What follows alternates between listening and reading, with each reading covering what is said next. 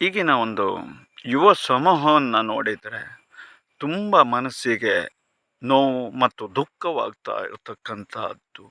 ಕೆಲವು ವ್ಯಕ್ತಿಗಳು ಮದ್ಯಪಾನದಂತಹ ಪಾನಕ್ಕೆ ದಾಸರಾಗಿ ಹೋಗ್ತಾ ಇರ್ತಕ್ಕಂಥದ್ದು.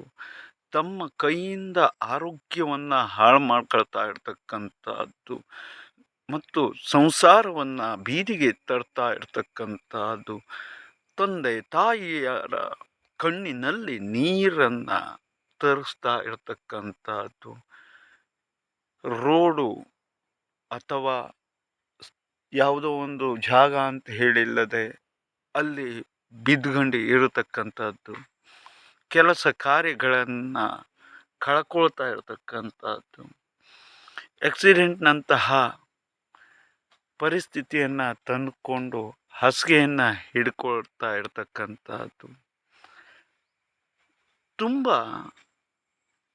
ಹೇಳಲಿಕ್ಕೆ ಸಾಧ್ಯವಾಗುವುದಿಲ್ಲ. ಆ ರೀತಿಯಾದಂತಹ ನೋವು ಹೇಳ್ತಕ್ಕಂಥದ್ದು ಉಂಟಾಗತ್ತೆ. ಆದರೆ ಅದಕ್ಕೆಲ್ಲವಕ್ಕೂ ಕೂಡ ಒಂದು ಪರಿಹಾರ ಹೇಳ್ತಕ್ಕಂಥದ್ದನ್ನು ಕಂಡು ಹಿಡಿದು ಅದರಲ್ಲಿ ಯಶಸ್ಸನ್ನು ಕೂಡ ಸಾಧಿಸಿ ಇರತಕ್ಕಂಥದ್ದು.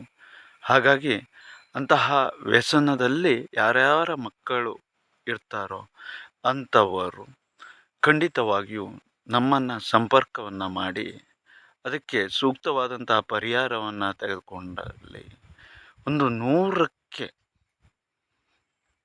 90ರಷ್ಟು ಜನರನ್ನು ಗುಣಪಡಿಸಬಹುದು ಅಥವಾ ಸರಿಪಡಿಸಬಹುದು.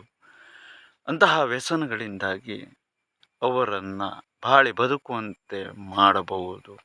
ಮತ್ತು ಅಷ್ಟೇ ಅಲ್ಲದೆ ಮನೆಗೆ ಒಂದು ಆಧಾರ ಸ್ತಂಭದ ರೀತಿಯಲ್ಲಿ ಅವರು ಬೆಳೆದು ನಿಲ್ಲುವ ರೀತಿಯಲ್ಲಿ ಮಾಡಬಹುದು. ಇದು ದೈವಿಕವಾದಂತಹ ಅನುಗ್ರಹದಿಂದ ಮಾತ್ರ ಸಾಧ್ಯ.